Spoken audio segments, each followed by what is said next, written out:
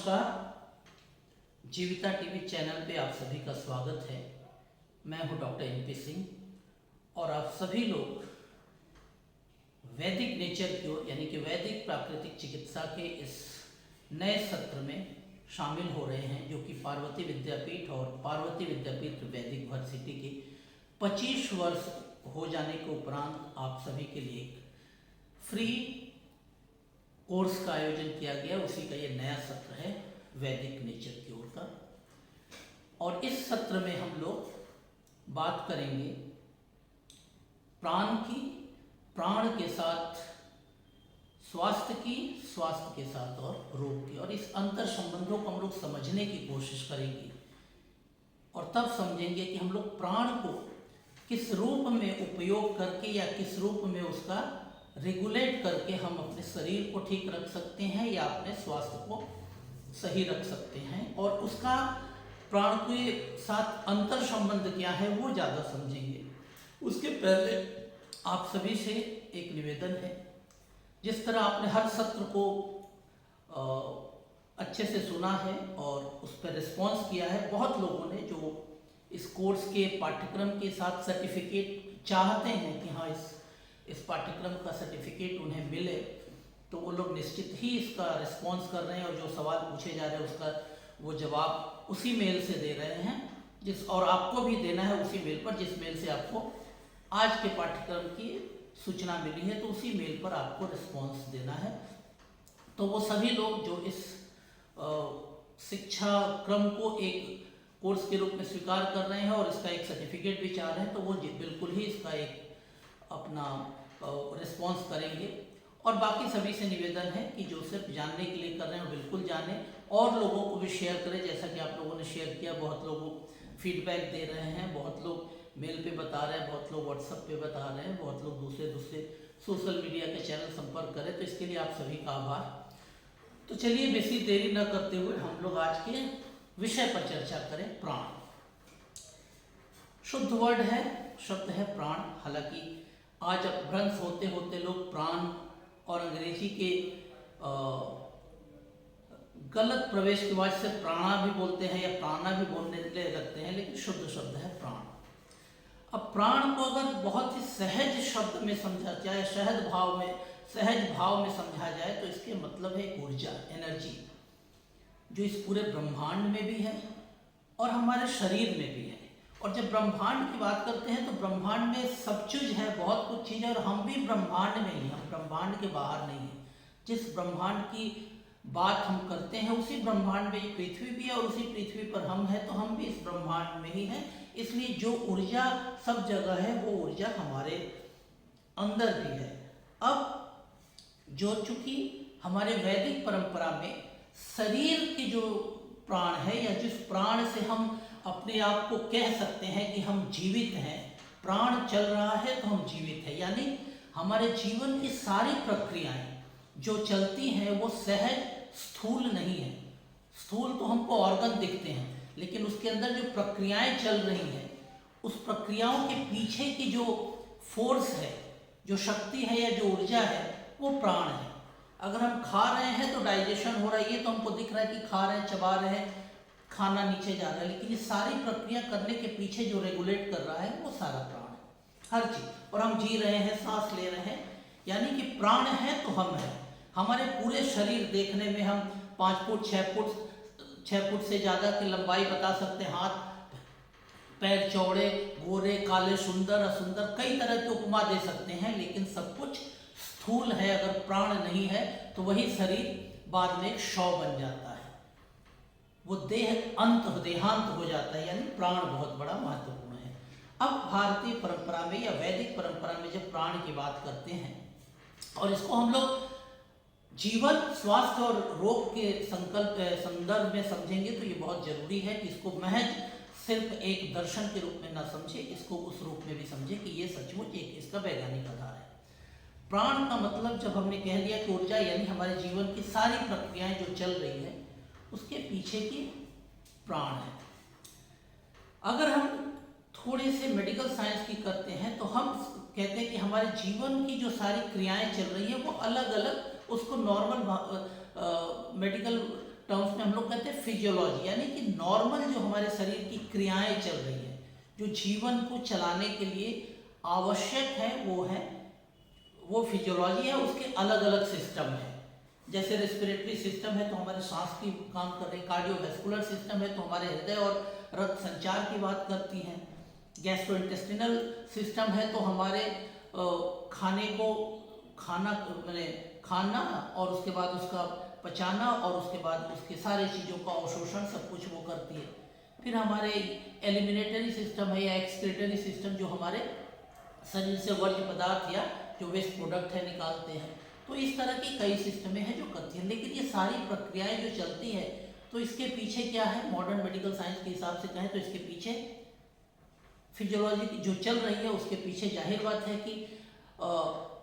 उसके पीछे nerve conduction है, ब्रेन है, कई चीज़ें हैं जो इसको कंट्रोल करती हैं और उसके माध्यम से होती है। ऐसा नहीं कि खा लिया तुरंत खाना शुरू किया, उसके पीछे एक टोटल न्यूरल कंट्रोल है जो ब्रेन से कंट्रोल होता है, उसके हिसाब से काम होती है। लेकिन जब नर्व के पीछे क्या है, ब्रेन के पीछे, अगर आप लोगों ने पूरे शब्द को सुना है अच्छे से तो जानते हैं, हम कहते हैं उसके भी पीछे हमारा माइंड है। हम माइंड तक अगर पहुंचते हैं तो अच्छी बात है, तब हमारे थोड़ा एक्सप्लेनेशन अलग हो जाता है। न्यूरल कंट्रोल तक जाते हैं या ब्रेन तक जाते हैं तो सिर्फ एक फिजियोलॉजिकल कंट्रोल है कि जो कुछ भी खाएं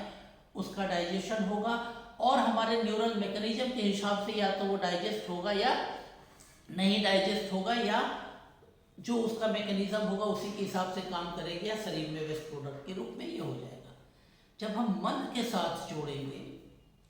तो वो थोड़ी सी कहीं ना कहीं हमारी थॉट प्रोसेस में आ जाएगी। मन के साथ जोड़ते हैं तो इसका मतलब मन शरीर से ज़्यादा हम सूक्ष्मतर स्तर पे जा रहे हैं। हम सिर्फ शरीर को नहीं सोच रहे हैं, उसके सूक्ष्मतर स्तर तक जा रहे हैं, यानी मन के साथ जा रहे हैं तो विचार के साथ जा रहे हैं, थॉट के साथ जा रहे हैं, और उसमें सकारात्मक और नकारात्मकता दोनों ही विचार हो सकते हैं। वो भी कहीं ना कहीं हमारे सारे फिजियोलॉजिकल सिस्टम को प्रभावित करते हैं या उसका असर पड़ता है। ये तो हम भी जानते हैं और मेडिकल सिस्टम भी इसको कमोबेश स्वीकार करती है कि हाँ, हमारे थॉट का प्रोसेस हमारे फिजियोलॉजिकल सिस्टम पे पड़ता है। लेकिन जब प्राण के साथ जाते हैं, प्राण की बात जब करते हैं, तब ये स्थिति है कि प्राण को हम अपने आप में, प्राण जब प्रवाहित होता है तो हमारे इस सिस्टम को कहीं ना कहीं एक रेगुलेशन में रखता है, और इस प्राण के प्रवाह में या प्राण के कार्य में कहीं बाधा होती है तब हम बहुत तरह के अवरोध और बहुत तरह के रोग की स्थिति में आते हैं। आज हम इस विषय पर चर्चा कर रहे हैं। तो अब अगर हम वैदिक परंपरा के हिसाब से अगर बात करें तो प्राण को मूलतः 5 भागों में भाग किया गया है। 5 जो मेन प्राण है, जो पंच प्राण की बात होती है, यानी हमारे शरीर की सारी क्रियाएं जो है मूलतः पंच प्राण के माध्यम से ही हमारे शरीर को रेगुलेट कर रही है, हमारे शरीर को। अब उस पंच प्राण में सब में प्राण का ही 5 भाग है, पंच प्राण, और पंच प्राण में भी एक है जो प्राण है। तो सबसे पहले हम अगर प्राण की बात करें तो यह प्राण जो है या यह जो ऊर्जा का स्रोत है, यह ऊर्जा हमारे नॉस्ट्रिल से यानी नाकों के छिद्रों से लेकर हृदय तक प्रवाहित होता है। ये मूलतः हमारे हृदय के क्षेत्र में रहता है, और ये सब बहुत ही आवश्यक प्राण है जो हमें जीवन प्रदान करता है, यानी कि ऑक्सीजन जो हम लेते हैं उस ऑक्सीजन को हमें प्रदान करता है, और हमारे अंदर यानी कि जो ऑक्सीजन हमें ज़रूरत है वो अंदर ये ले जाता है, और ले जाने के साथ साथ उससे संबंधित जो भी क्रियाएं हैं या जो भी फंक्शन है ये रेगुलेट करता है। यानी ऑक्सीजन जाने से क्या क्या होता है, जो हम खाते हैं, जो पीते हैं, उसका जो डाइजेशन होता है, एब्जॉर्प्शन होता है, अगर ऑक्सीजन नहीं हो तो हमारे जो पोषण है वो कैरी फॉरवर्ड नहीं होते, या जो अवशोषण होने के बाद जो अलग अलग कोशिकाओं तक पहुंचते हैं वहाँ ऑक्सीजन बहुत जरूरी है। यानी प्राण जो है, पहला जो हमने कहा प्राण जिसका मूल स्थान हृदय एरिया है, लेकिन वो हमारे नॉस्ट्रिल से लेके हृदय तक प्रवाहित होता रहता है, और ये मूलतः किस फंक्शन को रेगुलेट करता है, यानी हम जो खा रहे हैं, खाने के साथ साथ पी रहे हैं, उसके साथ अगर हम इनहेल कर रहे हैं, जो हम सांस ले रहे हैं, उसकी तो बात है ही है, और सेंसरी इम्प्रेशन जो हम करते हैं, सेंस का जो हमारा इंप्रेशन है कि हम कुछ महसूस कर रहे हैं अपने सेंस के साथ, उसका है। और उस सेंसरी इंप्रेशन का जो मेंटली एक्सप्रेस करते हैं, माने अपने मानसिक, नॉट ब्रेन का, न्यूरोलॉजिकल रिप्रेजेंटेशन नहीं, मेंटल एक्सप्रेशन, यानी हम अपने मानसिक रूप से किसी चीज को व्यक्त करते हैं। ये चूंकि भारतीय परंपरा में मानस का चित्रण है और मन या मस्तिष्क की बात है, मानस यानी कि मन की बात आई है और जगह पे नहीं आया है, इसलिए वो हर चीज को सिर्फ है या नहीं है में देखते हैं। लेकिन हमारे यहाँ मन की बात आती है तो मेंटल एक्सप्रेशन की जब बात आती है, यानी कोई भी घटना, कोई भी चित्र या कोई भी चीज को आप महसूस करते हो, वो मानसिक रूप से कैसे व्यक्त करते हैं, ये बहुत इंपॉर्टेंट है। इसलिए हमारे कई शास्त्र या बहुत से शास्त्र हैं जो मेटाफर है या रूपक के रूप में प्रस्तुत किए गए, कहानियों के रूप में दिखाए गए हैं, जो मूल रूप में किसी वस्तु या किसी चित्र या किसी जीव के रूप में दिखाए गए, जो कि वास्तव में नहीं भी हो सकते हैं, लेकिन वो मेंटल एक्सप्रेशन है। तो उसको भी जो लोग सतही लोग हैं या जिनकी फिलॉसफी ऐसी है कि वो सिर्फ इतना ही जानते हैं, जो आंखों से जितना दिख रहा है वही सच है, लेकिन हम आंखों से नहीं देख के भी मेंटल एक्सप्रेशन जो किसी चीज का करते हैं, वो भी कहीं ना कहीं जब व्यक्त करते हैं तो उस रूप में व्यक्त करते हैं जैसे लगे कि हमने आंखों से देखा है। अनुभव को, मानसिक अनुभव का या मानसिक जो अनुभूति होती है उसका हम चित्रण किस रूप में करते हैं। और लोगों को समझाने के लिए चित्र जब कोई चीज को प्रस्तुत करते हैं तो कभी उसमें ऐसे रूपक डालते हैं कि ताकि लोगों को समझ में आए, लेकिन वास्तव में वो नहीं होता है, वो कहीं ना कहीं एक रिप्रेजेंटेशन होता है, एक्सप्रेशन होता है। तो ये वो लोग नहीं समझ पाएंगे जिनके कल्चर में या जिनकी क्या कहें कि जिनके वो अभी तक वो माइंड की इस अवधारणा को समझना नहीं चाहते कि मेंटल एक्सप्रेशन भी एक हो सकता है। नहीं तो सिर्फ वो कहते हैं आँख से जितना दिखता है वही सच है। आँख से जो नहीं दिखता है, जो मन की अनुभूति होती है, वो भी हम कैसे ये करते हैं। जैसे वायु है लेकिन हमें दिखता नहीं आंखों से, तो क्या हम मान लें कि वायु नहीं है? वायु जब फ्लो होती है, हवा चलती है और जब त्वचा से, शरीर से स्पर्श करती है तो वो जो अनुभूति होती है, अब उस अनुभूति को आप दिखा नहीं सकते, लेकिन अगर उसका चित्रण करना हो, बताना हो, तो आप कहीं ना कहीं ऐसे रूपक प्रस्तुत करेंगे ताकि लोग समझ पाए कि छूने पे ऐसे लगा जैसे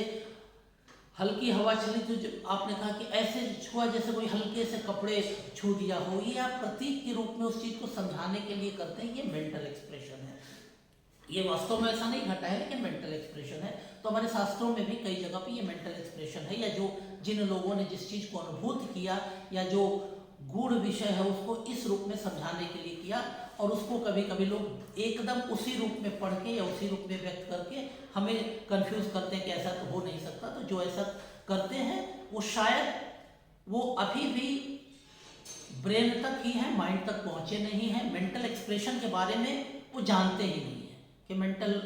अनुभूति भी होती है। तो ये है, तो प्राण जो है उसका मूल सबसे बड़ी बात है कि मैंने कहा कि वो खाना, इनहेलेशन कि हम सांस ले रहे हैं, और हमारे जो पानी पी रहे हैं या कुछ भी पान कर रहे हैं, वो सेंसरी इंप्रेशन और मेंटल एक्सप्रेशन को ये रेगुलेट करता है। ये सारी क्रियाएं प्राण से होती है। अब मेडिकली करें तो अगर ईटिंग और ड्रिंकिंग की बात है तो हमारे मुंह से लेके पूरे जीआई ट्रैक्ट का इसमें इन्वॉल्वमेंट है, और उसके अंदर हमारे क्या है, अगर मुंह में जाए तो एमाइलेज है यानी सलाइवरी सिक्रेशन है, फिर हम अगर स्टोमक में जाए तो वहाँ पे गैस्ट्रिक जूस है, इंटेस्टाइन में जाए तो वहाँ पे अलग अलग एंजाइम्स है। तो ये सारी चीज़ें जो होती है इस प्रोसेस को, उसमें हमारा जो रेगुलेट हो रहा है ये सारी चीज़ें, उसमें हमारा प्राण इन्वॉल्व है मेनली किसमें, ईटिंग वाले काम में, यानी हम चबा रहे हैं, खा रहे हैं उसमें। अब उसके बाद चले आए, और ये अगर एडवर्स हो जाए, कभी कभी मान लीजिए बहुत प्रॉपरली काम नहीं हो, तो इसको रेगुलेट कैसे करें, इस पर हम लोग बाद में आएंगे। तो पहली बात आ गई प्राण। दूसरा हम लोग चले आए, जो दूसरा प्राण के दूसरे भाग में समान है। अब ये समान यूजुअली क्या है, हृदय मतलब हार्ट एरिया से लेके आपके नाभि तक है, इसका मतलब रेगुलेशन या कंट्रोल है इसका मेनली ये पर। और ये जनरली रहता कहाँ है, नाभि के आसपास समान वायु रहती है, ठीक है। ये हमें जो एनर्जी देती है किस माध्यम से, पोषण के माध्यम से, यानी जो पोषण शरीर को होगा वो इस एरिया में, यानी अगर हम अम्बिलिकस के रीजन की एरिया में अगर डाइजेशन या एब्जॉर्प्शन है या वहाँ से जो न्यूट्रिशन प्रोवाइड करना है तो वो इसका काम है, यानी ये वहाँ के डाइजेशन और रेगुलेशन को कंट्रोल करती है। प्राण जैसे खाने के में हेल्प करती है, पीने में हेल्प करती है, और खाने पीने के बाद जब डाइजेशन होता है और उसका एब्जॉर्प्शन होता है उसमें समान का काम होता है, ठीक है। यानी ये भोजन को डाइजेस्ट भी करती है, ऑक्सीजन को एब्जॉर्ब भी करती है, ठीक है। और ये क्या करती है, जो हमारे सेंसरी या इमोशनल या मेंटल जो एक्सपीरियंस है उसको भी एब्जॉर्ब करती है। यानी समान वायु, आप ये ध्यान रखिए कि सिर्फ समान वायु का मतलब लोग समझ जाते हैं कि अम्बिलिकस रीजन में है तो हमारे जठराग्नि का काम करती है, सिर्फ पचाने का काम करती है, नहीं। ये क्या करते हैं, वो तो काम करती है, लेकिन इसके साथ जो हमारे सेंसरी एक्सप्रेशन है या एक्सपीरियंस है, सेंसरी जो हम महसूस करते हैं अपने सेंस के माध्यम से, जो हमारे इमोशन है, और इमोशन भी जनरल इमोशन, और अगर वैदिक परंपरा में तो इमोशन का थोड़ा भास्ट है कि इमोशन में सिर्फ व्यक्तिगत इमोशन नहीं है, हम अपने परिवेश में रहते हैं उसके साथ भी हमारा क्या साहचर्य है वो भी इमोशन के अंदर आता है, और हमारे मेंटल या माइंड की इन्फ्लुएंस है, इसको भी एब्जॉर्ब करता है, यानी ग्रहण करता है। अब आज की मेडिकल साइंस के हिसाब से करें तो हम लोग गट और ब्रेन एक्सिस की बात होती है कि गट में अगर हम कुछ देते हैं तो हमारे ब्रेन में स्टिमुलेशन होगा, और ब्रेन के माध्यम से गट इसका एक रिफ्लेक्स होता है, इसीलिए बहुत कुछ चीज़ें जो पेट में घटती है वो उसका इफेक्ट वहाँ तक जाता है, वहाँ का इफेक्ट ब्रेन पेट तक आता है। गट ब्रेन एक्सिस है, ब्रेन और गट यानी हमारे जो जीआई ट्रैक्ट है उसका एक संबंध है। और यहाँ पे अब ये माना जा रहा है, और हमारी परंपरा में या वैदिक परंपरा में बहुत पहले से कह दिया गया कि जो नाभि है वो भी कहीं ना कहीं एक ब्रेन या थॉट का कहीं ना कहीं एक रूपांतरित रूप है, या वहाँ से भी हम उस चीज़ को समझ सकते हैं, वो भी एक तरह का ब्रेन या वो न्यूरोलॉजिकल कंट्रोल है हमारा, माना ही जाता है वहाँ पे। तो मान लीजिए तब ये समान वायु प्राण हमने कहा कि ईटिंग ड्रिंकिंग में यानी खाने और पीने में कर रहा है, और इनहेलेशन यानी कि हमारे सांस लेने में हो रहा है, सेंसरी एक्सप्रेशन में हो रहा है, और मेंटल एक्सप्रेशन में कर रहा है, सेंसरी और मेंटल। समान वायु क्या है कि डाइजेशन, यानी जो प्राण ने पहुंचाया उसको समान ने डाइजेस्ट किया, उसको एब्जॉर्ब किया, जो ऑक्सीजन आया उसको भी एब्जॉर्ब किया, और जो सेंसरी और मेंटल या इमोशनल एक्सपीरियंस जो था, जो प्राण ने एक्सप्रेशन दिया या पहुंचाया उसको भी एब्जॉर्ब किया, यानी आप ग्रहण कर रहे हैं। जो कुछ भी सेंसरी स्टिमुलस आया उसको ग्रहण किया, उसको एनालाइज के बाद में उसको एनालाइज करेंगे क्या है, लेकिन जो भी आ रहा है ग्रहण करेंगे। ये सबसे बड़ी बात है कि वैदिक परंपरा बोलती है कि जो आया उसको हम ग्रहण करेंगे, क्या उसके माध्यम क्या है, सेंसरी, इमोशनल और मेंटल, इस 3 लेवल पे कुछ भी आएगा उसको एब्जॉर्ब करेंगे। एब्जॉर्ब करने का मतलब नहीं है कि उसको एकदम लेना, अब एब्जॉर्ब करने के बाद एनालाइज होगा, एनालाइज के बाद उसको उसमें एक्सेप्ट करना है या रिजेक्ट करना है, या पूरा ही एक्सेप्ट करना है, या कुछ एक्सेप्ट करना है, या कुछ छोड़ना है। ये हमारे भोजन के भी क्षेत्र में होता है, और हमारे जीवन में थॉट या कुछ भी प्रोसेस में होता है। ये वैदिक परंपरा इसको कहती है, इस चीज को करती है, यानी भोजन के साथ ही आपके विचार का संबंध यहाँ पे स्थापित होता है कि गट और ब्रेन का संबंध है, यानी गट में जो आप दे रहे हैं उसका स्टिमुलस या उसका रिफ्लेक्स ब्रेन में भी जा रहा है, और ब्रेन की भी उसके साथ ही रिएक्ट या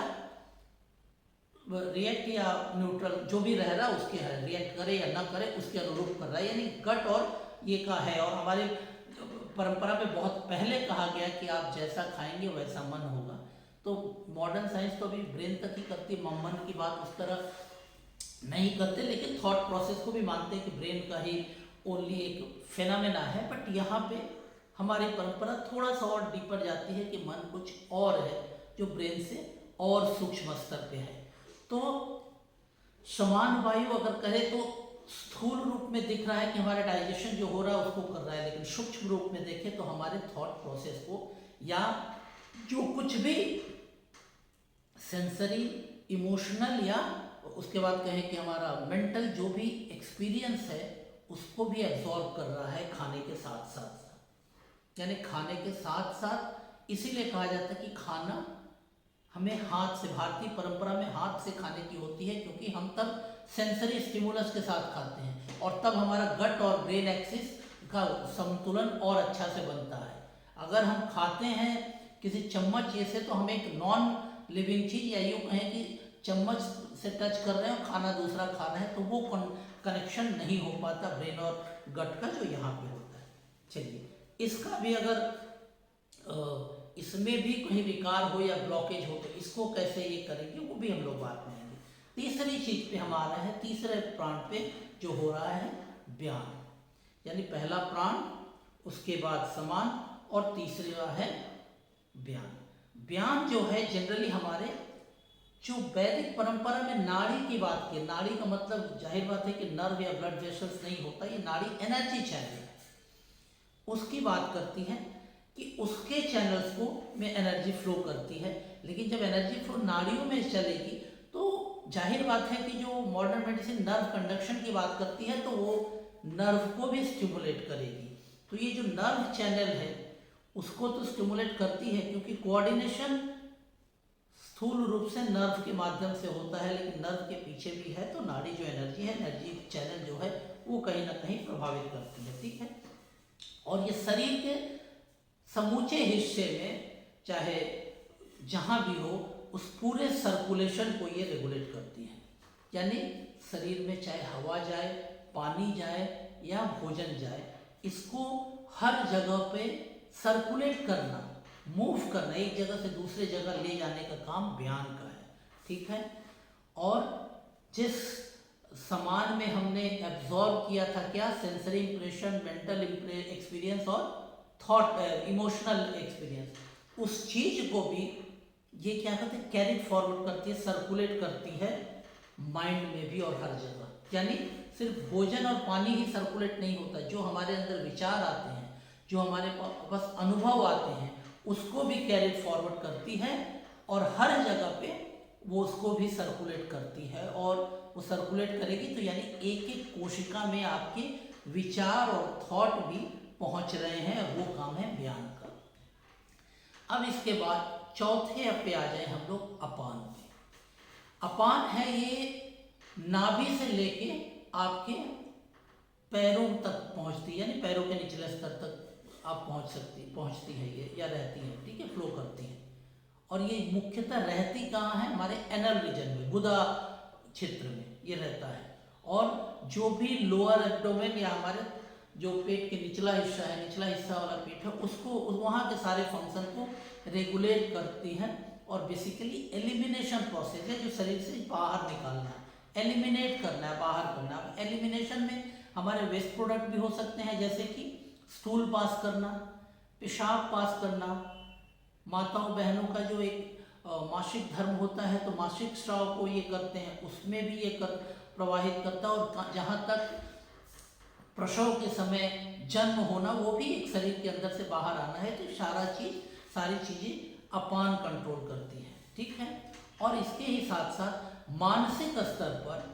जब एलिमिनेशन की प्रोसेस है, तो जैसे मैंने कहा कि शरीर के वेस्ट प्रोडक्ट को निकालती है, स्टूल को निकालती है, यूरिन को निकालते हैं, मासिक धर्म के समय प्रोसेस होता है, वो माहवारी के समय रक्त निकाल देती। तो उसी तरह मानसिक स्तर पर अपान वायु नकारात्मक सोच हो या नकारात्मक सेंसरी इंप्रेशन हो या इमोशनल या किसी भी तरह के नकारात्मक एक्सपीरियंस हो, अनुभव हो, उसको भी शेड आउट करती है। यानी अपान वायु उसके साथ जुड़ी है कि शरीर के अंदर कुछ भी नकारात्मकता है या कुछ भी, यूँ कहें कि जो भी वर्ज्य पदार्थ है, जो आपके शरीर के लिए, जीवन के लिए, आपके वैल्यू सिस्टम के लिए, आपके अस्तित्व के लिए, आपके विचार के लिए या आपके मानस के लिए कुछ भी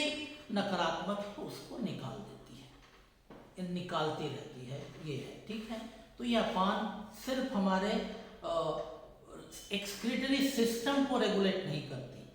हमारे शरीर में वो हर चीज है, हर चीज को रेगुलेट करती है। जहाँ नेगेटिविटी है, और वो नेगेटिविटी जो हमारे जो नॉर्मल एग्जिस्टेंस है उसको चुनौती देती है, उस हर चीज को शरीर से बाहर या आपके अस्तित्व से बाहर निकालने की कोशिश करती है, स्थूल से लेकर सूक्ष्म स्तर तक।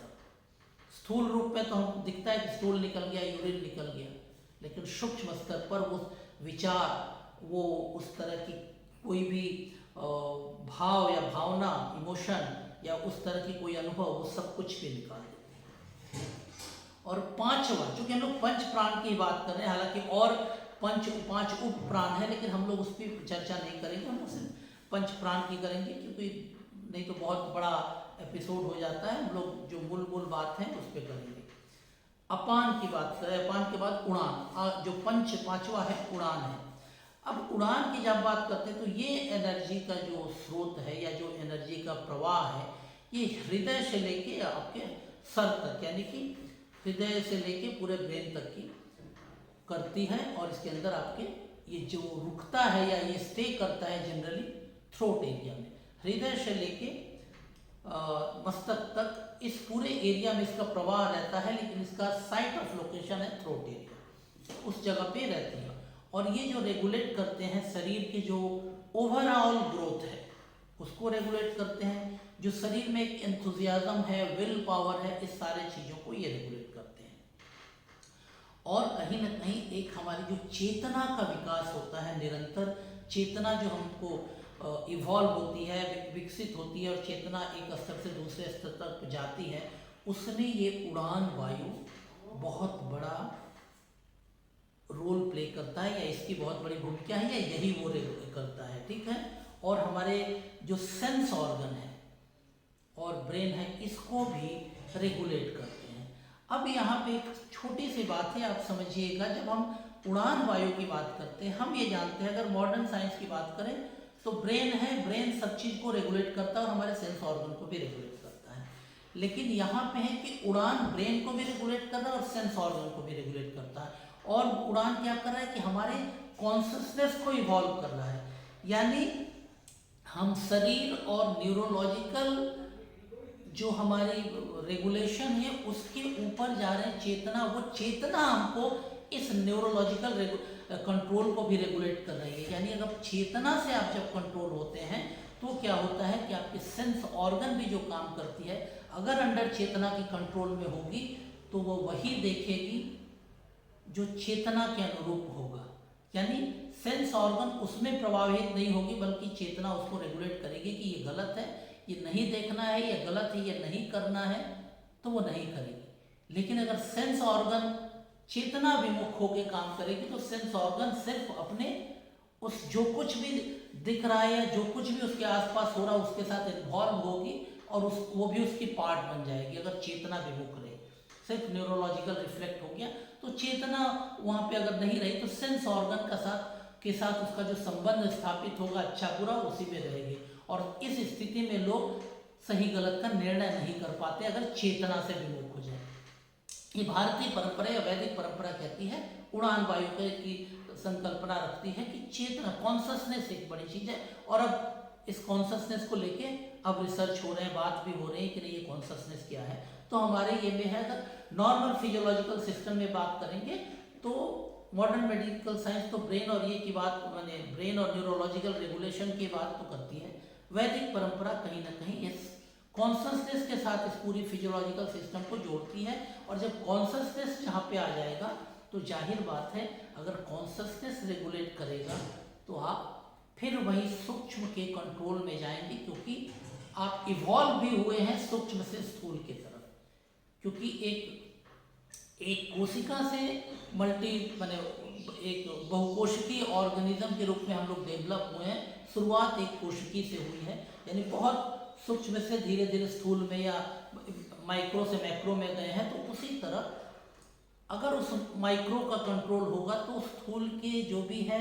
कॉन्शसनेस से अलग होने की जो प्रवृत्ति होती है उसको रेगुलेट होगा। क्योंकि ये होता है कि हम सेल्फ आइडेंटिटी में इतना हो जाते हैं कि अपने पहचान को, मूल पहचान से कटना चाहते हैं, कटते हैं, बहुत बार होता है। और इसके पीछे का मेन कारण है ईगो, जो कि हमने पिछले सत्र में अगर जाएंगे तो उसमें हम लोगों ने इस पर चर्चा की थी। ईगो हमको हावी होता है कि हम अपने मूल स्रोत से कट जाए, हम सेल्फ आइडेंटिटी इतना हावी हो जाती है। तो यहाँ पे उड़ान वायु है, हम लोग चूँकि वायु पंच प्राण पे बात कर रहे हैं तो पंच प्राण या पंच वायु पे ही बात करेंगे, और चीज़ के ऊपर नहीं जाएंगे तो थोड़ा सा डाइवर्स हो जाएगा। सिर्फ हमने ये कहा कि ईगो जब हाईलाइट होती है तो हम अपने मूल प्रकृति से शायद हटना चाहते हैं, सेल्फ आइडेंटिटी को इतना हाईलाइट करते हैं कि उसके आसपास दूसरे को एक्सेप्ट नहीं होता है या उसके एग्जिस्टेंस को स्वीकार नहीं कर पाते हैं, तो मुश्किल होती है, क्योंकि वहाँ पे चेतना है। और जब चेतना रहती है तो आप समझते हैं कि आप जो भी हैं, जो भी सामने दिख रहा है उसके ही पार्ट हैं, उससे अलग नहीं है, तो उड़ान वायु है। अब ये पंच वायु जो है या पंच प्राण है, ये हमारे सारे शरीर को या सारे चीज को कंट्रोल कर रहा है। अब इसमें हम लोग सिंपल से समझे, क्योंकि समय कम है, और इस चीज को जो भी मेरा निवेदन भी है और ये भी है कि कई लोग अब फोन करें कि इस चीज को और डिटेल्स में करना चाहते हैं, तो सिर्फ पंच प्राण से कैसे हम शरीर को रेगुलेट करें, कैसे करें, तो इसके लिए हम लोग अलग से एक कोर्स हम लोग लॉन्च कर किए हैं। जो भी करना चाहें मेल पे करेंगे, उसका प्रोसेस है, हम लोग कैसे करना है, उसके बहुत नॉमिनल चार्ज ही रहेंगे, तो उस पर करना चाहें तो सिर्फ पंच प्राण को हम कैसे अपना रेगुलेट करें और किस अपने, और सबसे बड़ी बात कि हम समझें कैसे कि हमारे शरीर में जो कुछ भी असुविधाएं हैं तो वहाँ पे मूलतः कौन से प्राण कहाँ पे अटका हुआ है, एक प्राण की बात है या दूसरे प्राण की बात है। तो ये सारी चीज़ को समझना चाहते हैं, जो भी इस चीज़ को करना चाहते हैं, जानना चाहते हैं, बिल्कुल संपर्क करें, मेल पर रखें। इसके डिटेल कोर्स हमारे पास है, वो पाठ्यक्रम ज्वाइन करके कर सकते हैं, बहुत नॉमिनल चार्ज में होगा, तो इसलिए कोई बात नहीं। तो आगे बढ़ने से पहले आज का पहला सवाल है कि जो हमारा एब्जॉर्प्शन ऑफ थॉट जो है वो कौन सी वायु रिप्रेजेंट करती है, या कौन से प्राण, कि हमारे थॉट को या हमारे मेंटल एक्सपीरियंस को कौन से वायु एब्जॉर्ब करती है। अब हम लोग आगे बढ़ें। पंच प्राण में हम लोगों ने कर लिया प्राण, समान, व्यान, अपान और उड़ान। प्राण को हम लोग ने कहा किस रूप में, कि हमारा शरीर को खाना, पीना और इनहेलेशन की बात कर रहे हैं, ठीक है, यानी कंज्यूम, किसी चीज को कंज्यूम करते हैं। समान को हमने क्या कहा, वो एब्जॉर्ब करती है। व्यान क्या करती है, सर्कुलेट करती है, हम लोग थोड़ा सर्मलाइज है। अपान क्या करती है, एलिमिनेट करती है। और उड़ान क्या करती है, ग्रोथ और कॉन्शसनेस है। यानी हमारे जीवन की जो सारी प्रक्रियाएं हैं, फ्रॉम बर्थ टू डेथ और बियॉन्ड डेथ, क्योंकि बियॉन्ड डेथ में हम कॉन्शसनेस अगर हैं तो उड़ान हमारे कॉन्शसनेस के साथ ही हम बाहर निकलते हैं, जो भी हो। और फ्रॉम बर्थ नहीं, अपनी माँ के गर्भ में आने के दिन से लेके, तो प्राण जब आती है तो हम कंज्यूम करते हैं। और एक व्यक्ति के जीने के लिए पहला है कि भोजन, यानी खाना पीना और सांस लेना, ये कंज्यूम करना, यानी बाहर से ये चीज़ हम ले रहे हैं, ग्रहण कर रहे हैं। ग्रहण करना, ये काम रेगुलेट कर रहे हैं प्राण। दूसरा है जब हम ले लिए, ग्रहण किए, तो उसका फिर ग्रहण करने के बाद शरीर के लिए उसको अवशोषण करना है, एब्जॉर्ब करना है। तो हमारा खाने के बाद क्या होगा, डाइजेशन होगा। डाइजेशन के बाद एब्जॉर्प्शन होगा। सांस अगर ले रहे हैं तो वो सांस ऑक्सीजन जाएगी, कहाँ जाएगी, कोशिका में जाएगी। वहाँ पे क्या होगा, मेटाबॉलिज्म होगा। मेटाबॉलिज्म होने के बाद वहाँ पे एनर्जी लिबरेट होगी, यानी कि एब्जॉर्ब होगा, वो एनर्जी एब्जॉर्ब होगा। तो ये काम है, एब्जॉर्प्शन का काम समान वायु होगा। उसके बाद क्या है, जब आपने खा लिया, डाइजेस्ट भी कर लिया या ऑक्सीजन भी ले गए, लेके चले गए, एनर्जी भी ब्रेक डाउन कर दिया सेल में, अब उस एनर्जी को सब जगह पहुंचाना है शरीर, और ले जाने के लिए ब्लड भी चाहिए, ब्लड ले जाना है। तो ये सारी चीज़ें को क्या होगा, व्यान आएगा, सर्कुलेशन में आएगा। चाहे वो पानी हो, हवा हो, हमारा न्यूट्रिशन हो या हमारा न्यूरल कंडक्शन, ये सारी चीज़ें हो रही हैं, व्यान कंट्रोल कर रहा है। उसके बाद जब आपने खा लिया, डाइजेस्ट कर लिया, एनर्जी भी लिबरेट किया, तो उसके साथ साथ वेस्ट प्रोडक्ट भी आया। तो वेस्ट प्रोडक्ट जब आया तो उस वेस्ट प्रोडक्ट को, जो भी वर्ज्य पदार्थ है या ऐसा चीज़ है जो शरीर के लिए नुकसानदेह, वो शरीर से बाहर निकालना है। तो फिर अपान वायु या अपान जो है वो सामने आ गए, और उसने स्टूल को, यूरिन को पास किया, हमारे एक्सलेशन किया, मैंने कार्बन डाइऑक्साइड शरीर से बाहर किया। बच्चे का बर्थ भी हो सकता है, और जब प्रतिक्रिया के समय इजैकुलेशन हुआ, सेमेन डिस्चार्ज हुआ, वो सारी चीज अपान का काम है, ये अपान। जब आपने कंज्यूम भी कर लिया, मैंने खा भी लिया, एब्जॉर्ब भी कर लिया, उसका अवशोषण भी किया, उस चीज़ को फिर सारे शरीर में पहुंचा भी दिया और उसके वेस्ट प्रोडक्ट को बाहर भी निकाल दिया, तो उसके बाद जो भी बचा शरीर को, अब वो शरीर के काम में लगेगा, यानी आप अपना ग्रोथ भी करेंगे, और कोई भी तरह का जब विकार सब निकल गया तो आप शरीर में सिर्फ सत्व या न्यूट्रिशियस चीज़ है तो आपका ग्रोथ भी होगा, और किसी भी तरह का नेगेटिविटी नहीं है तो आपकी कॉन्शसनेस भी डेवलप होगी, यानी उड़ान वायु। अब मेडिकल फिजियोलॉजी और अब इस वैदिक फिजियोलॉजी के हिसाब से आप समझिए, अगर ये पंचवायु प्राण अगर या पंचवायु आपको इस रूप में करता है, और आप जो खाते हैं तो भी इसी रूप में होता है, खाएंगे उसके बाद ही डाइजेशन होगा, डाइजेशन होगा उसके बाद ही एब्जॉर्प्शन होगा, एब्जॉर्प्शन होगा उसके बाद ही मेटाबॉलिज्म होगा, मेटाबॉलिज्म के बाद ही सर्कुलेशन होगा एनर्जी का, और सर्कुलेशन होगा तो उसके बाद एनर्जी भी जाएगी और साथ साथ वेस्ट प्रोडक्ट भी निकलेगा, तो वेस्ट प्रोडक्ट एनीम हो जाएगा, और तब जाके वो न्यूट्रिशन आपके शरीर में आएगा, ग्रोथ होगा। इसको हम लोगों ने पंच प्राण के लिए हुआ। अब वैदिक फिजियोलॉजी को और वैदिक पैथोलॉजी के रूप में थोड़ा सा समझने की कोशिश करिए कि मान लीजिए आपकी प्राण बहुत अच्छे से काम कर रहे हैं, यानी प्राण अच्छे से काम किया तो आपने सही से कंज्यूम किया, सही से कंज्यूम जैसे ही किया तो एब्जॉर्ब होगा, यानी कि एब्जॉर्प्शन हो रहा है, तो समान प्राण बहुत अच्छे से काम कर रहा है। एब्जॉर्प्शन के बाद सर्कुलेशन हो रहा है, यानी कि आपकी व्यान वायु या व्यान आपको बहुत अच्छे से काम कर रहा है। सर्कुलेशन के बाद एलिमिनेशन, यानी कि अपान अच्छे से काम कर रहा है, उसके बाद ग्रोथ और कॉन्शसनेस हो रहा है, तो उड़ान आपका अच्छे काम। यानी अगर इस सीक्वेंस पे काम हो तो आपके पूरे पंच प्राण हेल्दी और अच्छे से काम कर रहे हैं, और आपके जीवन की प्रक्रिया बहुत अच्छी चल रही है, और आपके शरीर में सब कुछ हार्मोनियस है, सब कुछ सामंजस्य है, आप स्वस्थ हैं। लेकिन अब इसको थोड़ा अलग ढंग से समझे। मान लीजिए कि आपने प्राण तो आपके सही चल रहे हैं, आपने भोजन लिया चला गया, आपने श्वास लिया वो भी चला गया, ये तो अच्छी बात, लेकिन एब्जॉर्प्शन अगर नहीं हुआ, यानी कि समान वायु वहीं पे आपके प्राण वायु काम कर रही है, लेकिन समान वायु वहीं पे रुक गई, काम करने नहीं रही है, एब्जॉर्ब ही नहीं कर रही है, यानी आप भोजन जितना भी अच्छा दीजिए वो जा तो रहा है, लेकिन उसके बाद की प्रक्रिया नहीं चल पा रही है। तो समान वायु अगर आपने बाधित कर दिया या बाधित हो गई कि समान वायु काम नहीं कर रहा, यानी एब्जॉर्प्शन नहीं हुआ, अगर एब्जॉर्प्शन नहीं हुआ तो व्यान अगर सर्कुलेट कर रहा है, यानी कि शरीर में ले भी जा रहा है, तो उसके पास पोषण पूरा नहीं पहुंच पा रहा है, जो पहले से है उसी को ले जा रहा है या बिल्कुल है, यानी व्यान भी धीरे धीरे बाधित होता जाएगा, क्योंकि उसको न्यूट्रिशन नहीं मिल रहा, जिस काम के लिए वो काम है वो नहीं ले जा पा रहा है। यानी समान के बाधित होने पर धीरे धीरे व्यान भी बाधित होगा, और जब सर्कुलेशन ही बाधित हो जाएगा तो फिर धीरे धीरे एलिमिनेशन भी बाधित होगा, यानी अपान भी बाधित होगा, और फिर आपके ग्रोथ और कॉन्शसनेस भी बाधित होगी, यानी वो भी नहीं। यानी प्राण से शुरू किया और पहले ही स्तर पे समान तक जाते जाते अगर आपने किसी भी तरह की इस पूरे सिस्टम में या इस पूरे श्रृंखला में, या जो चक्र है ये पंच प्राण का, उसमें अगर हम समान पे ही अटक गए तो हमारा प्राण से बात तो आगे बढ़ी, लेकिन समान पे जाके अटक गई, और क्रमशः या सीरियली एक के बाद एक उसके बाद वाले हर प्राण कहीं ना कहीं बाधित होते जाएंगे, और आप काम नहीं कर पाएंगे और बहुत असुविधा होगी, यानी आप धीरे धीरे आ जाएंगे। दूसरी स्थिति क्या हो सकती है कि प्राण सही काम कर रहा है, यानी आपने इनटेक किया, समान भी अच्छा काम किया, यानी एब्जॉर्प्शन भी हो गया, व्यान अगर काम नहीं करे यानी सर्कुलेट सही से नहीं करे, अब सर्कुलेशन की कोई प्रॉब्लम है तो यानी समान ने डाइजेस्ट किया, उसके बाद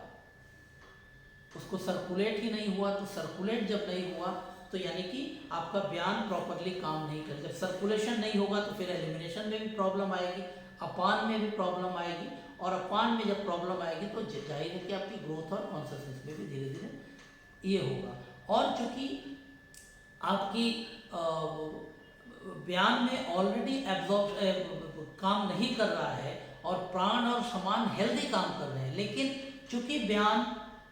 सर्कुलेशन में नहीं ले जा रहा है, तो जो समान पहले तो एब्जॉर्प्शन कर रहा है, लेकिन एब्जॉर्प्शन होने के बाद वो बाहर नहीं ले जा पा रहा है, उसका सर्कुलेशन में बयान नहीं ले जा पा रहे हैं, तो जाहिर बात है कि इसके बाद सामान पे ओवरलोड आएगा, यानी सामान भी काम नहीं करने पाएगा। इसको थोड़ा इस रूप में समझने की कोशिश करिए कि आपने खाया, खाने के बाद डाइजेस्ट हुआ, डाइजेस्ट होने के बाद खाना जाएगा सर्कुलेशन में, लेकिन सर्कुलेशन की जगह पे वहीं पे बाधित हो गई। अगर वही बाधित हो गई तो अभी तक तो ये डाइजेशन एब्जॉर्प्शन का काम अच्छा हो रहा था, सामान्य कर रहा था, लेकिन ये जब बाधित हो गई और यहाँ से दूसरी उंगली से तीसरी उंगली जा नहीं गई, तो नेक्स्ट फेज में जब दूसरी उंगली में खाना आएगा तो ये भी एब्जॉर्ब नहीं कर पाएगा, क्योंकि पहले का ही एब्जॉर्प्शन ये बाहर नहीं जा रहा है। तो जो ये आगे वाला जो बाधा था, पहले तो इसके बाद वाले चैनल को बाधित करेगा, लेकिन उसके बाद सेकेंड फेज में चूंकि ये यहाँ से बात आगे नहीं पड़ रही, तो पीछे वाले भी बाधित होने लगेगी। यानी पहले जो खाना एब्जॉर्ब हो रहा था, तो कुछ दिनों बाद एब्जॉर्ब भी नहीं होना लगेगा, तो हम समझेंगे कि खाने एब्जॉर्प्शन का प्रॉब्लम है, लेकिन यहाँ पे खाने एब्जॉर्प्शन का प्रॉब्लम नहीं था, सर्कुलेशन का प्रॉब्लम था। क्योंकि सामान पहले सही काम कर रहा था, लेकिन सामान के काम करने के बाद का काम बयान का था, बयान वो अपना काम नहीं कर पा रहा था। तो सामान ने जो डाइजेस्ट किया उस खाने को या उस शत्रु को बयान ले नहीं जा पा रहा है, जब बयान नहीं ले जा पाएगा तो वहीं रहेगा, तो इसको भी सामान को काम करने में असुविधा होगी। और इसलिए इस कंडीशन के अगर केस आते हैं तो आपको पहले अच्छे से केस टेकिंग करना पड़ेगा कि अगर एब्जॉर्प्शन नहीं हो रहा है तो ये सचमुच सामान का प्रॉब्लम है या बयान का प्रॉब्लम है, और सेकेंडरी इफेक्ट में सामान ने काम करना असुविधा किया है। इस चीज को थोड़ा अच्छे से समझिए। अब तीसरे स्टेट में आते हैं कि मान लीजिए प्राण सही काम कर रहे हैं, यानी आपने खाने को कंज्यूम किया, सामान ने भी अच्छा काम किया कि भोजन को एब्जॉर्ब किया, और उसके बाद बयान ने भी अच्छा काम किया, सर्कुलेट कर दिया। लेकिन सर्कुलेट करने के बाद नेक्स्ट स्टेप क्या है, अपान का कि एलिमिनेट करना है, जो वेस्ट प्रोडक्ट एलिमिनेट, तो वेस्ट प्रोडक्ट जहाँ जहाँ है उसको एलिमिनेट नहीं किया। तो जब एलिमिनेट नहीं किया तो जो भी हमारे न्यूट्रिशन जो उड़ान ले जाएगा वो न्यूट्रिशन नहीं जाएगा, उसके साथ साथ ये वेस्ट प्रोडक्ट भी हमारे शरीर में सर्कुलेट होंगे, या वेस्ट प्रोडक्ट की वजह से न्यूट्रिशन के सर्कुलेशन में स्टॉप होगा, तो हमारे उड़ान का जो काम है, ग्रोथ और कॉन्शसनेस इफेक्ट होगा। क्लियर? ये बात मेरे ख्याल से समझ में कि अपान का काम यहाँ पे है, लेकिन यहीं पे नहीं होगा। जब अपान ने पहला तो ग्रोथ को किया, लेकिन अपान अगर काम नहीं कर पा रहा है तो सेकेंड फेज में, फर्स्ट फेज में तो बयान ने सर्कुलेशन कर दिया, और जब अपान उसको एलिमिनेट नहीं कर पा रहा है तो ये एलिमिनेशन की चीज़ जो हमारे वेस्ट प्रोडक्ट निकलनी चाहिए वो वहीं पे स्टोर हो जा रही है। तो बयान क्या करेगा, अगली बार जब सर्कुलेशन में ले आएगा, चूंकि अपान ले नहीं जा रहा है तो नेक्स्ट से ये में या कुछ दिनों बाद बयान भी अपना काम करना बंद कर देगा या नहीं कर पाएगा, क्योंकि जो भी ले जा रहा है आस्ते आस्ते स्टोरेज होती जा रही, एलिमिनेशन हो नहीं रहा है, तो सर्कुलेशन पे भी प्रेशर हो रहा है और असुविधा हो सकती है, आपके शरीर में कोलेस्ट्रॉल और ये बहुत कुछ चीज़ आ सकती है। और जब बयान को प्रभावित हो रहा है तो फिर नेक्स्ट स्टेज में ये रिवर्स हो रहा है। पहले तो हो रहा था थ्रू द प्रोसेस की एक चैनल काम कर रहा है, उसके आगे वाले चैनल ना ये काम करे, बाधा हो रही है, लेकिन अगला चैनल जब बाधित हो रहा है तो उसके पीछे वाला चैनल सेकेंड स्टेज में बाधित होने लग रहा है। उसी तरह बयान अगर बाधित हो गया तो फिर सामान भी होगा कि एब्जॉर्ब नहीं कर पाएगा, और सामान भी जब एब्जॉर्ब नहीं कर पाएगा तो आप कंज्यूम भी नहीं कर पाएंगे, यानी आप खाने पीने में भी आपको असुविधा होगी कि हम क्या खाएं, खा पी नहीं पा रहे, भूख नहीं लगेगी। तो ये 5 फेज है, प्राण, समान, बयान, अपान और उड़ान। प्राण आपको भोजन इंटेक किया, समान ने उसको एब्जॉर्ब किया और बयान ने उसको सर्कुलेट किया, अपान ने वेस्ट प्रोडक्ट को निकाला, उड़ान ने ग्रोथ और कॉन्शसनेस किया। और ये 5 सीक्वेंस ग्रेजुअली है, इसमें से कोई भी एक सीक्वेंस ब्लॉक होता है तो उसके आगे के काम बंद हो जाएंगे, और आगे के काम जब बंद हो जाएंगे तो कुछ दिनों बाद या धीरे धीरे, अब ये काम नहीं कर रहे हैं तो जो काम कर रहा है उस पर भी प्रेशर पड़ेगा, तो धीरे धीरे रिवर्स प्रोसेस में सारे प्रोसेस को ब्लॉक करेंगे। तो इस चीज़ों को सिंपल ये है कि हम इसमें कोई भी दवा बहुत कुछ कर सकते हैं अपनी अपनी पैथी के हिसाब से, लेकिन जब वैदिक ये के साथ करेंगे तो आप जो भी प्रोसेस ये करेंगे आपको ये देखना है कि ये पंच प्राण का जो फ्लो है, पंच प्राण द्वारा रेगुलेटेड जो सिस्टम है, उसको कहीं उस जो ऑब्स्टेकल्स है या जो बाधा है वो बाधा हट रही है कि नहीं। ये मैंने बहुत संक्षेप में और धीरे से समझाने, मैंने सहजता से समझाने की किया बात की, लेकिन ये जितना सहज इतना नहीं है, क्योंकि पंच प्राण का मतलब तो मैंने बता दिया, लेकिन अब शरीर के सिस्टम में जाएंगे तो पंच प्राण के साथ पूरे शरीर के सिस्टम, हर सिस्टम के साथ उसके वेनस ड्रेनेज यानी उसके ब्लड सर्कुलेशन, उसके साथ न्यूरल कोऑर्डिनेशन, उसके साथ ब्रेन का रिलेशन, सब कुछ कंट्रोल है। तो हर प्राण के साथ वो सारा रिलेटेड है। तो जब आप देखेंगे और हर जगह पे हर प्राण इन्वॉल्व है, यानी हर प्रक्रिया में अगर हमारा डाइजेशन हो रहा है तो उसमें भी है, कंज्यूम भी है, एब्जॉर्ब भी है, एलिमिनेट, ये हर चीज़ हर जगह पे है। तो आपको उतना डिटेल्स में फाइंड आउट करना होगा कि हर रोग में, हर प्रक्रिया में कौन से प्राण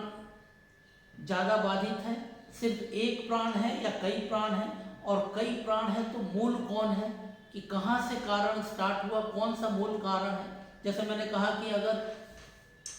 ब्यान से हुआ यानी सर्कुलेशन का प्रॉब्लम है तो एलिमिनेशन में भी असुविधा होगा। तो अगर एलिमिनेशन की असुविधा है तो हमको जानना पड़ेगा कि ये एलिमिनेशन कौन करता है, अपान। तो अपान की वजह से प्रॉब्लम हो रही है, उसके पीछे वाले ब्यान में मूल कारण है। तो ये सारी प्रक्रिया में आपको मूल प्राण को खोजना होगा कि कौन से प्राण से ये रोग आरंभ हुआ है। उसके अलावा अब थोड़ी सी मेडिकल सिस्टम में जब जाएंगे, या उस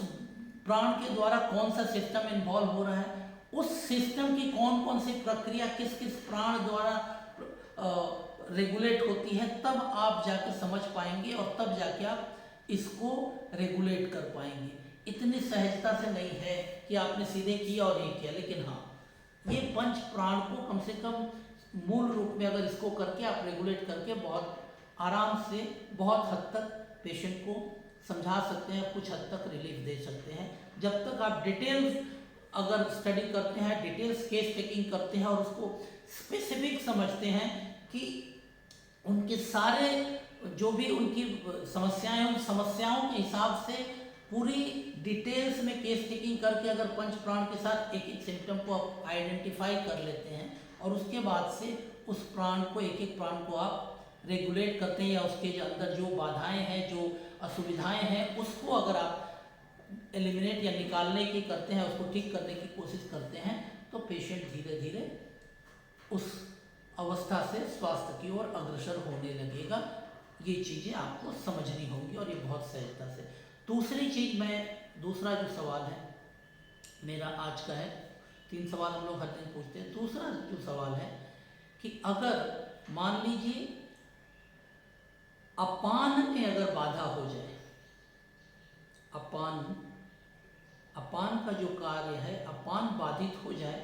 तो क्या क्या असुविधाएं हो सकती हैं। ये आप थोड़ा सा जरूरत हो तो वीडियो अच्छे से फिर से देख लीजिए कैसे होता है, अपान के बाद क्या आ रहा है, अपान के पहले आ रहा है, किस तरह ये चैनल काम करता है। अब हम लोग थोड़े से आगे चले तो ये हम लोगों ने, मुझे लगता है कि ये बहुत सहजता से हम लोग समझ गए कि पंच प्राण का, एक प्राण का दूसरे प्राण से संबंध है।